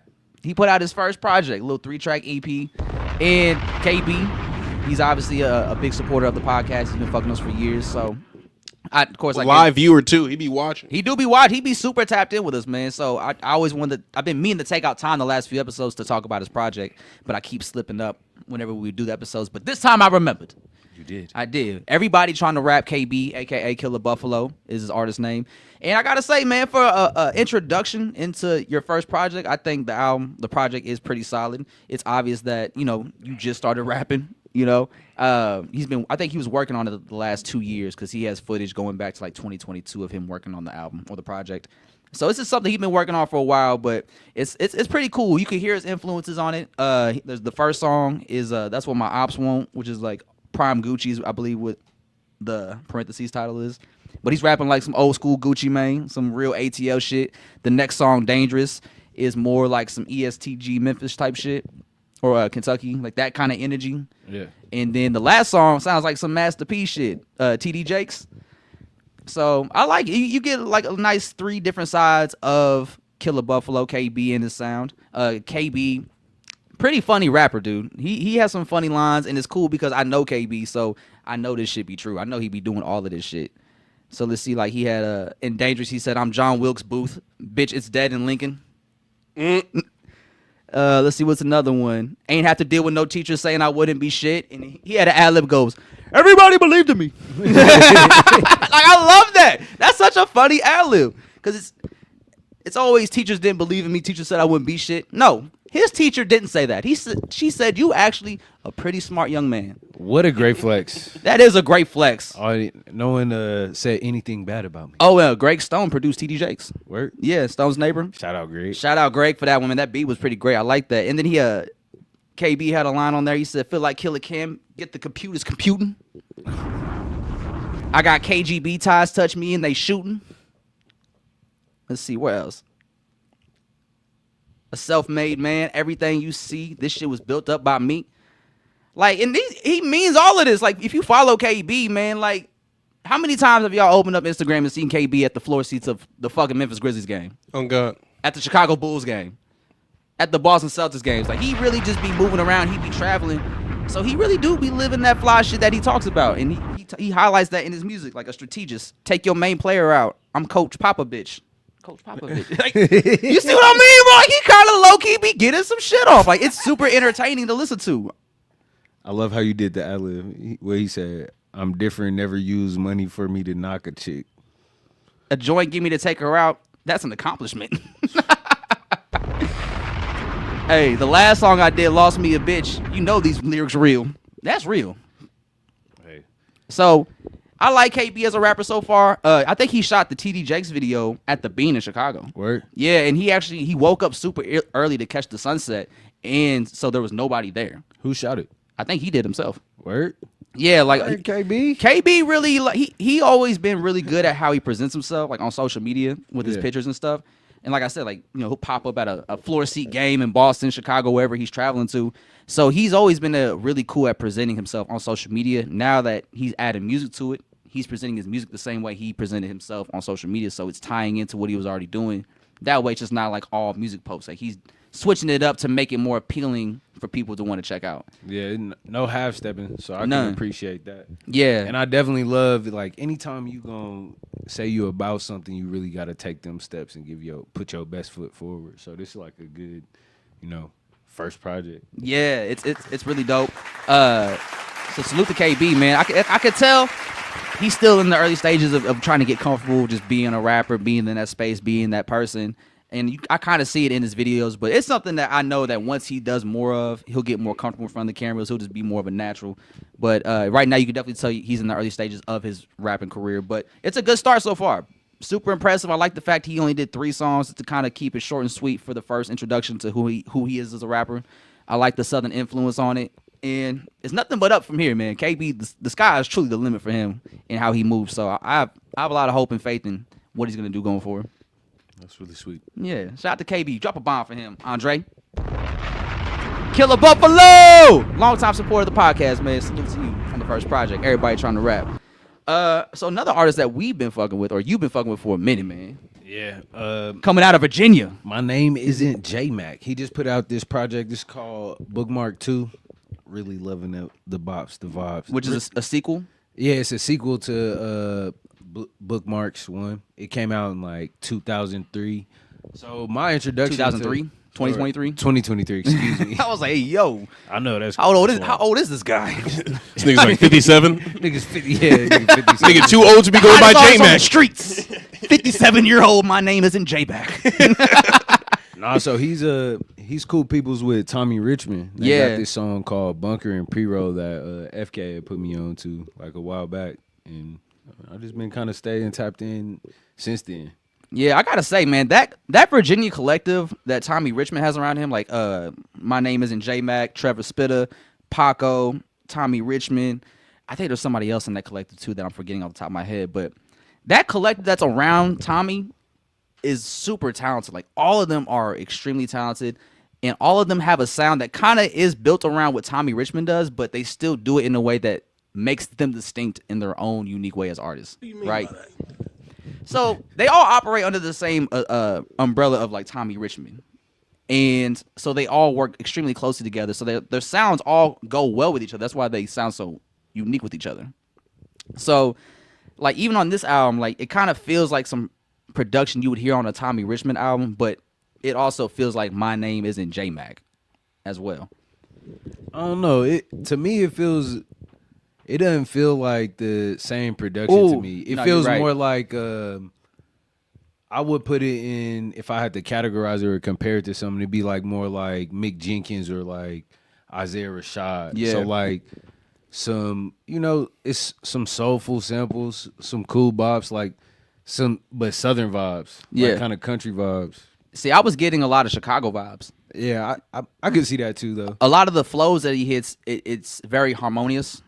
That kind of remind me of what a Chicago artist would flow like, that Saba does sometimes, or like if somebody from Chicago is gonna pay homage to a Chicago flow, she's like the Twisted motherfucker, can you buy that? Like shit like that. How he harmonizes that flow a little bit, like Bone Thugs and Harmony or Crazy Bone does. So like I thought my name isn't J-Mac was from Chicago or the Midwest somewhere, but then I realized he's from Virginia, which made him even cooler to me because like your sound isn't like hardcore Virginia. What you talk about is all Virginia, but how you deliver it and how you present it sounds very Chicago to me.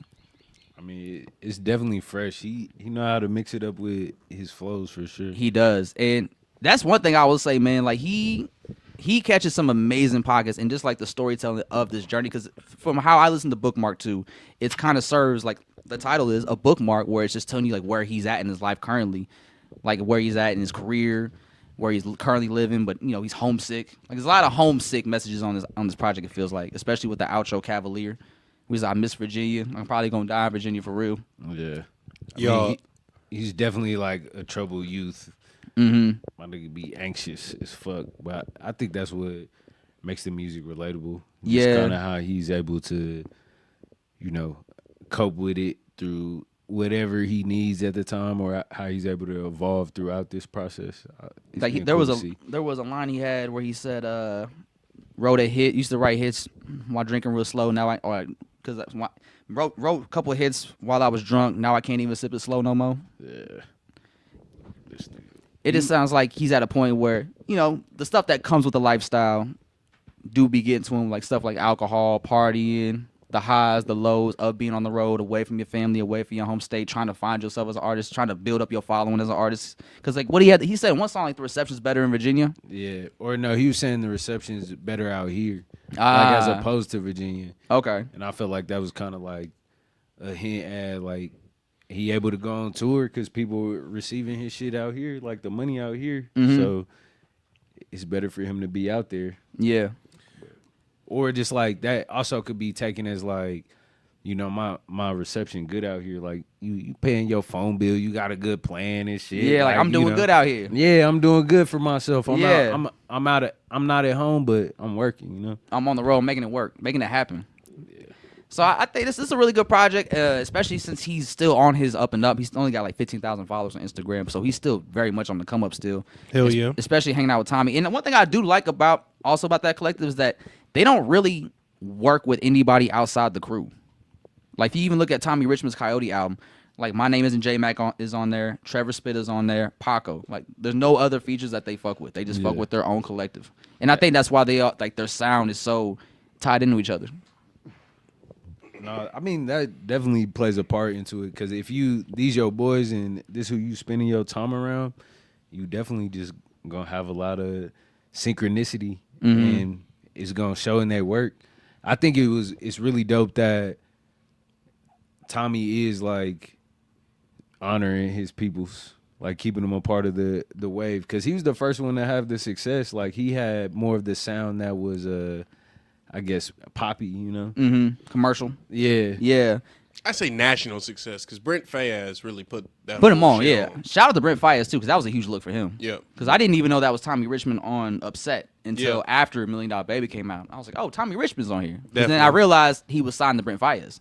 Yep. And then that was like the first look of Tommy Richmond of the post signing. So I like what Brent Faiyaz has been doing with Tommy Richmond. I like what Tommy's been doing with his crew. I think the direction they're headed in creatively is a really good one. Even if the numbers ain't there, I don't care about that. I'm here for the music, and I think Tommy's doing pretty good. I like the acting up song. I like the sample. I like the beat. It does hit. It's a banger, man. Come on, Andre. It does hit in the club. What's up, Noso? Yeah, all right. I don't know if y'all saw it. Did y'all see this? But Applebee's got 50 cent boneless wings. That's crazy. Hey, y'all risking y'all life Yo, with them wings. You're risking it all. Y'all better be careful. You out risking there. it all. Bring the baby wife. The final days. They got Applebee's about out of here, huh? They just giving shit away. like this shit. Shit been From in the freezer for a minute. from April 5th to 7th. 50 cent boneless wings. Look how many is on this plate, Motherfuckers bro. serving chicken tenders and calling it boneless Hey, wings. Why are they sending me this? Yeah, that's what I was about to say. Why this in your algorithm, though? You be going to Applebee's? Hell no, bro. When's your last visit? I don't know where I don't know where Applebee's is, bro. Man, That's I, there's an Applebee's on Antioch. I think it's one on Rainbow. Yeah. The rainbow one is closed. Oh, that one's That's done? the one by my place. Damn. Damn. What was y'all go to? The boneless wings. Them boneless. Yeah, he said, Yo. well, I got something for this nigga. That's 50 cent. no. That's 50 absolutely cent. insane. They giving away 50 cent boneless wings. Those but are you can't get it fucking- nowhere in Kansas City. Those are fucking, That's crazy. I don't know, bro. Raccoon They're adverti- knees or something. It's like, it's something else. That's not all. That's not. It's not chicken. It's not wings. just chicken. a Chicken lot- might be included, but it's not just It's gonna be chicken, and some other shit. Hey, yeah. We know it's a lot because inflation. Like eggs, Bro. $5. How y'all giving away? Eggs is damn Yeah, near- eggs is if damn near eggs are $10. $5, if the nucleus, Y'all paying $8 for eggs You be amazed, for a man. 12-pack? Y'all, look, I got this funny ass story about the eggs. Me and River was at Price Chopper, and we went to go look at the eggs. This nigga was like, egg prices done went up, ain't they? You see this shit? And then we see this nigga in the next aisle. He said, "That's why I'm just gonna put it in my pocket." That nigga just showed me one egg. I was like, "What the fuck is happening right now?" I felt like I was just in a video game or something. I was like, "Was that an NPC? Like, was I just?" that's why I got to take things into my own hands. Things have gotten out of control lately. I decide my destiny with this one egg. I'll plant more. Hey, but no, I was thinking like, what is this nigga gonna do with one egg? I'll make one eggs Benedict and show them. I'm in control of my future. I think I control the eggs. I'm gonna plant this one egg. It was out and of spawn spite. 3 more. That's how you assert dominance. No, for real. You steal one egg from each carton. Show the egg who's the No, boss. bro, that's how you inconvenience another nigga. Like, if I buy my dozen and it's 11, I'm gonna be pissed. Y'all ever see Like, those? You always check your eggs. Y'all ever see those videos of the detergent where they fill it? Like they take one detergent, take the cap off, and fill it up till it's actually filled, and then they leave the other one. No. He's like, bro, that's like 5 loads right there. Yo. When you fill it up to the top. I'm gonna get my $5 worth. I'm getting every bang for my dollar. You best I'm leaving believe here that. with something. Right. If you leave here with an egg, I'm gonna be pissed. Not only am I getting the egg, I'm getting the detergent too. Goddamn. Them pockets looking crazy. Them pockets be looking crazy post that. When was the last time y'all been to Target? I ain't been. Actually, I had to go to Target for these I glasses. haven't been to Target all year. No, let me not talk shit. I had to go to Target for these glasses. Why did you get quiet? Why did you zoom in on me? You know we supposed to be boycotting, cuz, right? Dog, my insurance works at the Target Optical Eye Center. Like, I need to get Shout glasses. out to Joe, Corner Joe. I was trying to sell like I'm a sellout because I needed to go to Target to see. You know they don't like you there, right? I paid the Eye Center. I didn't buy no products. I paid the Eye Center for some glasses. You walked some money through there. I mean, like, Some big money though. not as much money as it could How have much been without you paid insurance. for the Cartiers? About a solid $50. What they call them? The blows? What they call them? Buffs? The buffs. Yeah, you got the clear Like, buffs Joe on. got clear buffs on trying to talk to me about glasses. I got to call you back. Brother. He got the buffs on, man. Man, I wore the buffs at the Jay Worthy show. What a night that turned out to be. Dude, Joe, that was fucking Great crazy. reception. And Nah, I wasn't. I couldn't see shit. And like it actually kind of bit me in the ass a little later on. bro, 2 weeks in a row we haven't had Cuz on, bro. Who I Cuz? blame that on you. Who could? Less is more. We should have been had him on Oh. this shit. Especially in the dojo, the new shit. He waited to bring this up to us. Yeah, until like now. Now we're like when we're We an coulda- hour, almost we an coulda hour and a half planned into this. the pod. Nah, because I said it last week and you didn't send out the link. I did send out the link. Okay. No. All right. Yeah, Then it's on him. COE. It is what it is. Hey, where's the bat signal? Less is more. Do you have a bat signal? We need to get you on the pod. We'll send it up. And when we send this bitch up, it won't come down. All right. Last thing that's in the thumbnail, not thumbnail, but in the SEO Yeah. is Nokia. Do we have a reaction to Nokia and the references you know, or I mean, lack thereof? Is it Stacy? Is it Kiki? Is you it say Party? it's jamming? Nah, I will say I do like the video. The video. What the fuck the function? What the fuck? When he has that little look on, what the fuck the function? Like, it's a funny video. I thought it was pretty entertaining. The song is like unironically good to me. In terms of, or not, I guess more ironically good to me because it's just goofy. Like, baby girl, let me see you dance, let me see you twirl. Like, it's just funny to say out loud. So it does have some replayability. It's pretty catchy. I'm sure if I heard it at a party, I wouldn't be upset that they're playing it. It's nice to hear a good Drake song for once. So So Nokia dropped earlier in the week. And then we also celebrated the 5-year, I believe, anniversary of the Tootsie slide, right? The left foot, right foot. So, Was it the same director of the videos? I don't know. Nah, Probably so not. That was during pandemic. Yeah, that was pandemic. That was So- when he was at the crib. Yeah. Are y'all still listening to Tootsie slide? Hell no, I didn't listen Did to y'all that shit ever when it was add it? out. Bro, we were in the middle Sebastian of had it on his phone. Yes, I know Sebastian was getting it. Wait, that was on Dark Lane demo? Dark Lane tapes. I fuck with that project. That project was I fire. listened to that a lot. The Dark Lane demo tapes was a great project for all the Lucy's. That's probably But the that last was definitely Drake shit I that fuck was with. definitely my least favorite song on that project. The Tootsie Slide. I wouldn't. It was a skip for sure. Yeah, it was. Not Y'all wasn't not- dancing in the crib? I mean, not that it was a Right bad foot, song, but it was like It was. Nah, it's just, definitely a bad song. it's a bad song. It was It's lazy. definitely a bad It was song. lazy. Tootsie Slide was super lazy. I didn't like it at all. You But don't never- Nokia is a different. It's different though. Yeah, I it's like bopping. Nokia. It's nice. It's cool. Now, there are a couple things that are similar to the Squabble Up video and the Nokia video. I'm not gonna say. I don't know. I think And the Super Bowl performance. and the Super Bowl performance. I think some people do get a little too lost and just there's always like constant comparisons between the two whenever one of them drops something. And I'm not saying How long will that last, Joe? it's forever, forever. It's up and it's stuck? Of course. Are they always tied to each other? Does Kendrick Yes. have to come at somebody else? Pause. No. I don't think Kendrick has to go against anybody else to prove his point. Does somebody have to go against him to prove the point? Does Drake have to? Does Drake have to? he hit don't the- have to do that.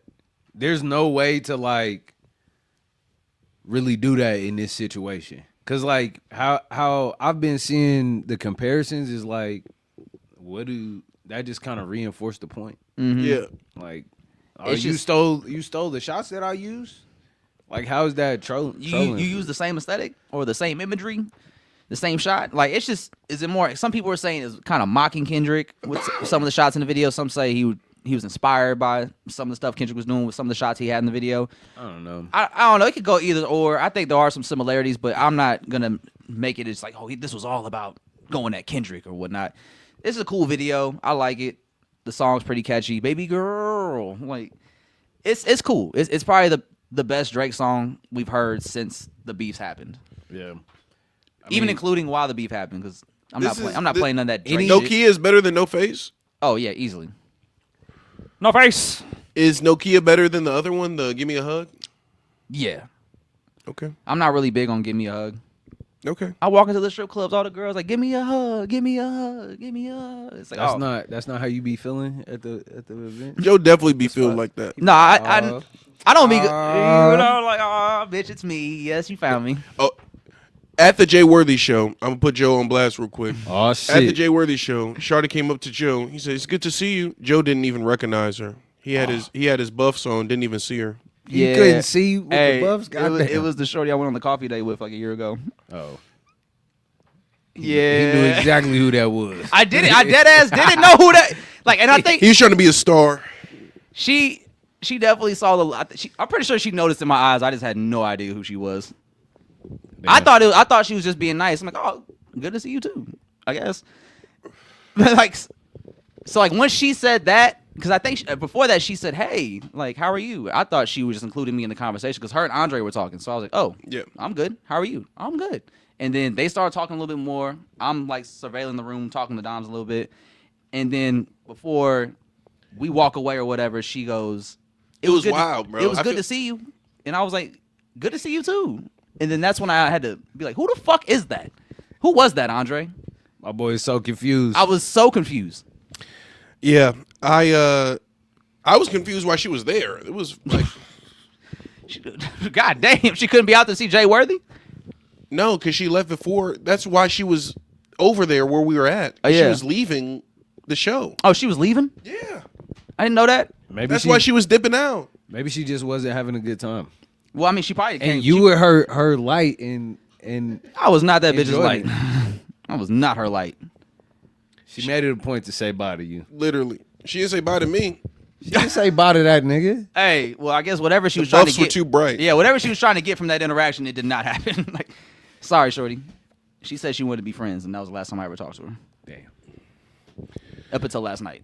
or the Jay Worthy show. That's 2 weeks ago now. Isn't that crazy? Time is fucking flying. Time is Oh flying. my god. Hey, before we The wrap walls this are up, reverberating, y'all. That was the loud. walls are reverberating. Hey, before we wrap up this pod, there's one more video I sent you, Andre. I want Alex to see this video because I don't think he's heard this song. Oh, Okay, shit.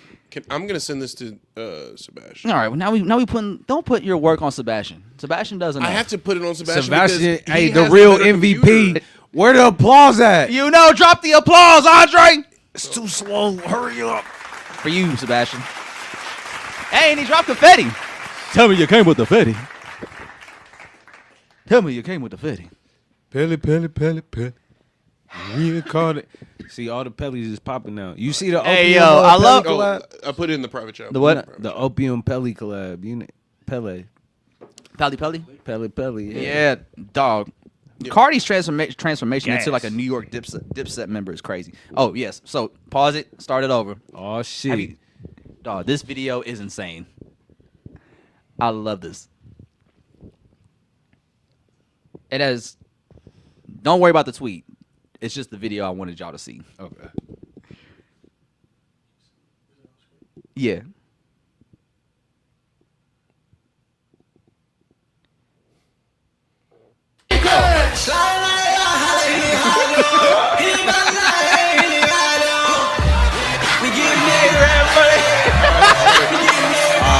It looks so crazy.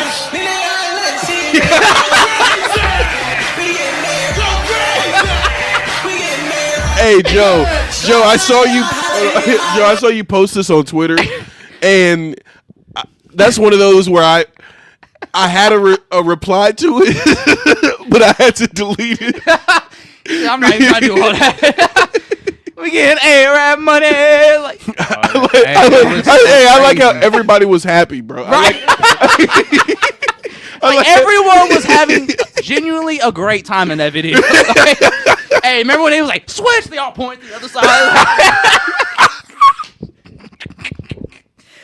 I don't know why, like the highlight of the hands going to the other way was so funny, but they was all locked in. Yo, when did How that many come women out? were there? You think?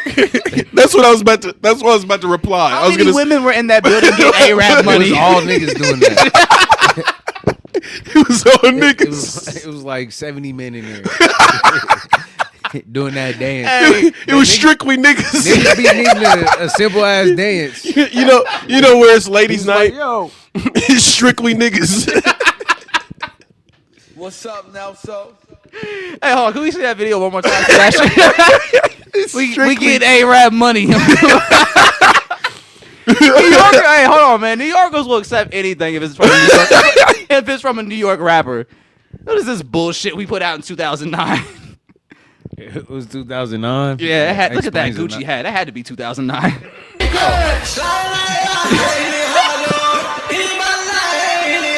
Busta Rhymes. We get A-Rap money. Hey, this the Get Silly dance.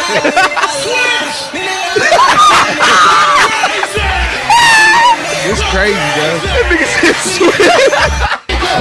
Hey, somebody put the Get Silly over there. That nigga said, switch. Right. How you know you done?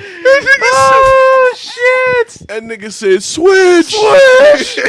Like he Martin Lawrence on House Party. Like he Will Smith. Oh Like- my god. like No, he for get- real. Hold on. Oh, Crazy pull, ISO. Turn it Shooting from the hip. shoot from the hip, let him fly. Man, come on. Switch. Swing. Hey, can I Hey, money. hey, before we wrap, can I get something off my chest? What's up? Oh Pause. shit. Ain't nothing, ain't no pause. Somebody in Will Smith's camp needs to tell him no. With the Who rap gonna album. tell Will Smith no? It's time to tell Will Smith no. The slap was heard around the world. No, I'm not Ain't worried. nobody- I'm not ain't worried about nobody the smack. saying no to Will Smith no more. It's He time to. not That's having done that. with. He not having that no more. I'm good on. The freestyle. I'm good on all this. Yeah, like I didn't. Nobody I'm good asked for on that. all this. Are you about to play something? No. Oh, you just go on everything. It's just an ISO. I'm Okay. good. I'm good. I'm good on knowing everything about Will Smith. I'm good about hearing what you got to say on a record. Like, what could Will Smith do to win you back over right now, Nelson? He really never lost. The music lost me. I just stopped dropping music. Yeah, when I heard one of them songs went viral on Twitter. I think it was the intro, and he was doing like a concept where he was rapping about the conversations people would have about him at barbershops and whatnot. And so he started doing all these different voices. I'm like, all right. I feel like you kind of like in a Hobson bag right now with this song. Like, I didn't really like the voices. Like, for real. I like, feel the voices weren't great. They weren't very distinct. It just sounded like bad impersonations. Bro, I great. feel like I he love should that. really just rap under a pseudonym so niggas won't know that this is Will Smith. No, because no, his rapper name should be Smith Will. It will won't. no. Smith will. Prince Fresh. No, Big Willie. Willie Big. Drop a bomb. Willie Big. No, for real. No, I've had enough, and I don't need to see you on Lyrical Lemonade. I don't need to see you with Doechii. We don't need to see this. Do you want Will Smith to just go away for a little bit? No, not necessarily. I feel like it's more baller to be out in the public during the 10-year ban of the Oscars. I would be out God willing, I'd be out for the next 10 years. You'd be sick of Will Smith as an actor, bro. I'm trying to get everything. Mm-hmm. I'm trying to win it and be banned. Like, why not get deeper into the acting bag? Well, I mean, he's probably trying to, but he's probably still got a lot of heat in the industry because of the slap. Hell no, bro. You think? I mean, actually, no, because Bad Boys 2 just ran it up. Or Bad Boys 4, was it 4? Yeah, exactly. Bad Boys 4 ran it up. And Bad Boys 3 came out post-slap. There's been 2 Bad Boy movies post-slap. And truthfully, I didn't even think the 4th one would be that crazy success-wise, but that bitch ran it up. He ran it up. Shout out to Michael Bay and them. Shout out to Michael Bay. Shout out to Martin Lawrence for standing by Will Smith, even though Andre won't. No, I'm just done with the rapping, bro. Yeah. I didn't. No one needed a Will Smith rap album. No one literally, did. I've only like scrolled past it on mute. He's like, I ain't even touching that. Like, I don't want this to be how I remember Will Smith. You know? Yeah. I mean, It's enough. you don't gotta pick this memory. You still got. You don't gotta. You got Hancock. You could block this out. Bro. Men in Black. Shout out to Hancock, bro. Yeah, you know, you kind of give like you give Hancock energy sometimes, Andre. That's cool. Oh my God, bro. Hey, before we wrap it up, Sebastian, can you play that A-Rap money one more time? Let's end on that note. Hit the A-Rap money one. Sebastian, hey, no, who's been the MVP of the pod? We're bringing that in. All right, so let's see. Hey, Sebastian Somebody dropped flip confetti. the camera. It's Sebastian. Sebastian every time. Look, he dropped the confetti right now on the A-Rap money. He brought the Delos. He did bring He him a Delos. brought the Delos. He said, "Y'all really want to drink? I'll go get it." And You know yeah, what's he brought crazy? chips. You know what's crazy, Joe? Because I dropped the confetti. Oh, you dropped the confetti. Come on, I've man. been over here giving Sebastian the credit, and Sebastian ain't been Hey, saying man, nothing. I'll let him take the praise, man. Like Young Thug said, sometimes you gotta let the. Never mind. We getting A-Rap money.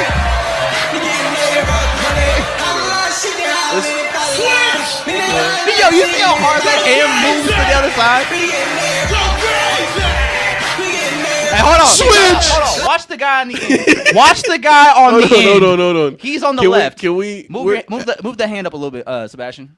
Go up a little bit. Hold on, I'm gonna make you Go to like the right.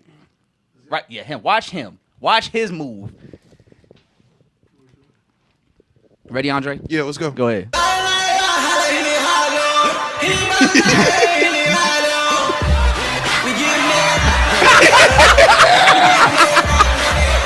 He's moving arms. He ain't moving his hands.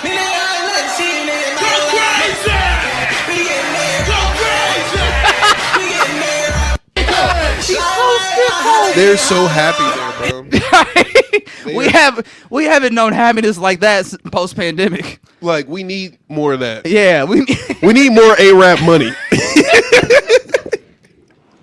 Y'all trying to make it dance?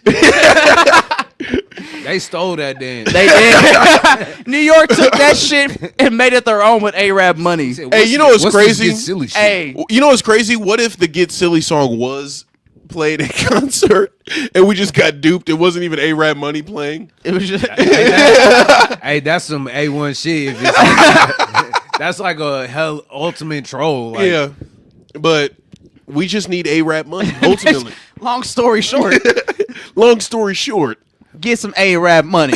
And that's how we're going to end episode 120 of the Yada Yada podcast, y'all. It's the Kid Joe, Cornejo, Black Hyphy, what's up, Nelso? And of course, the MVP of the pod today, Sebastian. Until episode 121 next weekend. Oh, before we wrap up, I'm going to let y'all know we do have an event coming up later this. Oh, I have a DJ gig coming up this Friday, April 11th. I'll be at the Ship. And then we're going to have a Yada Yada event on April 25th, a soft launch to something big. So we'll be putting that out very soon. I forgot the camera's over here. We'll be putting that out very soon. So be on the lookout. It's going to be a good month for the Yada Yada. And it's going to be a great summer for the Yada Yada. So be on the lookout for that. Until next time, y'all. We out. A-Rap money. Drop a bomb, no